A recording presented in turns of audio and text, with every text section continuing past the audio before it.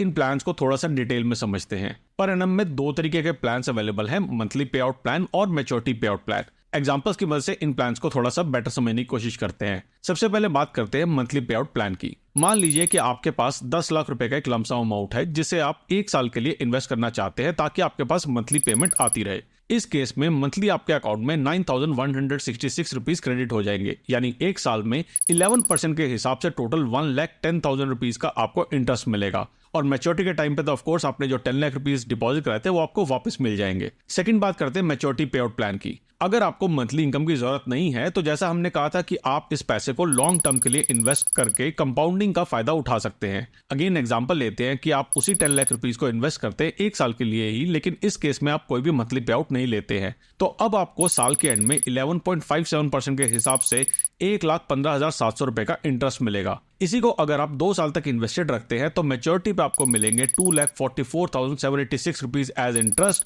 12.24% के रेट पे। 3 साल के बाद आपको मिलेंगे 3,88,800 रुपीज 12.96% के रेट पे। और 5 साल के बाद आपको मिलेंगे 7,28,770 रुपीज इंटरेस्ट 14.58% के रेट पे। As of April 2024 per annum ने मेंटेन किया है 100% सक्सेस रेट फॉर इन्वेस्टर्स, जिसमें 100% इन्वेस्टर्स ने कमाए हैं अपने एक्सपेक्टेड रिटर्न्स।